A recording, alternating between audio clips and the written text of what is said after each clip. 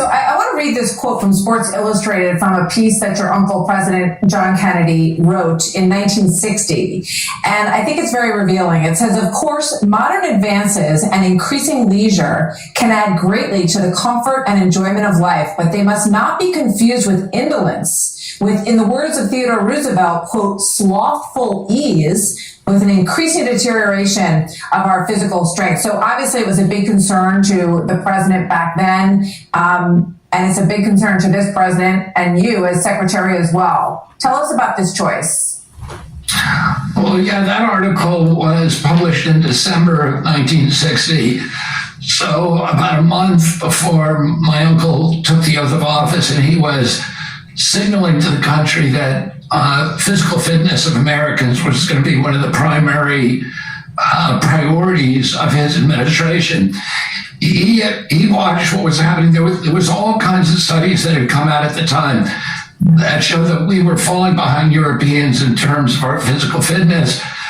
My uncle and my father believed strongly that American democracy and the taming of the American wilderness and the achievements of our country were related to the strength, both the physical strength and the moral strength of America, and that we had this kind of beef jerky toughness that had allowed us to conquer the frontier, and that we were losing that advantage, that we were coming soft, and that's what happened in ancient Rome prior to the collapse of the Roman Empire. Yeah. And so they had all of these sort of warning signs, and he launched the Presidential Council on Physical Fitness. I grew up with that. I was 10 years old at the time they launched it.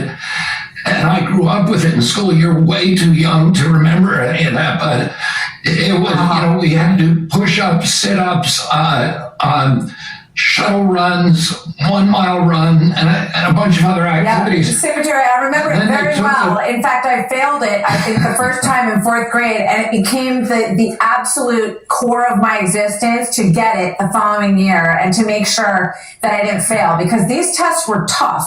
And I just want to ask you, President Obama pulled back from this, and there's this philosophy out there that this kind of competition is not good for kids. This is the Washington Post yesterday. It says there have been long concerns that the test can involve public shaming of children in front of their peers, often described as embarrassing, humiliating, and traumatizing by those who had to take it. What do you say to that? Well, I think competition is part of life. And that, that we have to, I think parents have to be sensitive about how their children process experience, but they can't tell them that life is not going to be hard and that life is not a competition. It is a competition. And if we want to prepare children for a future, if we want a country that is strong in the world, we need kids who are willing to compete. And a lot of times that involves failure, and it may sometimes involve embarrassment.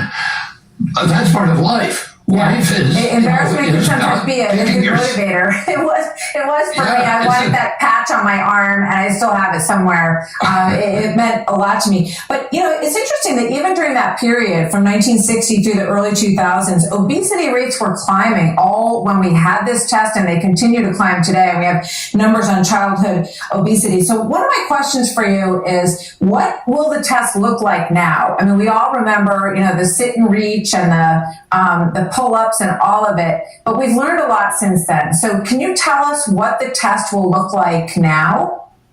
I can't, because we don't know exactly what the tests are going to look like. That's why we have a commission, which the president launched this week. We're going to make sure, listen, right now, the average American kid is spending 7 hours in front of a screen a day. Mm-hmm. And the purpose of this is to make sure that kids get outdoors, make sure the kids have physical activity. It's absolutely critical. And I'm not sure exactly what the path is for achieving that, but we know what our objective is. Everybody wants our kids to get up.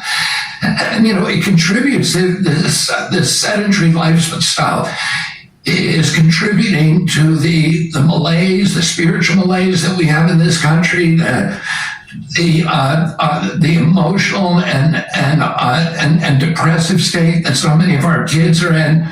You need to get out and do competitive sports, work with teamwork, work with other kids, try to make it exciting for everybody, and try to make it enjoyable. We need our kids up, move a muscle, change a thought. If you want to get out of a bad mood, go out and do something physical. It's so true. I mean, I said that to my kids from the time they were little. It's like, if you need to shake something off, you got to get outside and go for a walk, go for a run, get into nature, feel the sunshine on your face. I mean, this is the kind of thing that we have too many kids, sort of in a dark corner staring into a phone all the time. But give me a sense of when you hope this will be implemented. Are you going to be personally involved with deciding? I know you love to do pull-ups and push-ups and all that stuff. Are you going to be personally involved with deciding what these measures will be, and when do you hope to roll it out, and will it be mandatory for public schools to do this?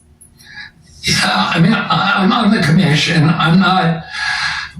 We don't know exactly what the protocols are going to be. We know, as I said, what our objective is, which is to get kids moving again and to get them playing competitive sports and team sports and achieving in individual competitions.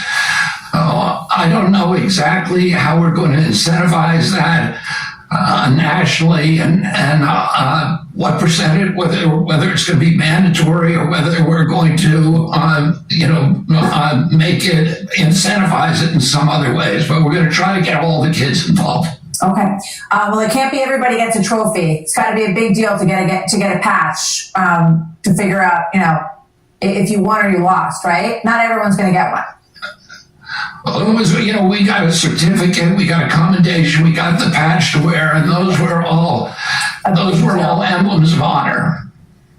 Secretary, thank you very much. Secretary RFK Jr., good to see you from HHS, of course. Thank you very much. Good to have you here. Thank you, Martha.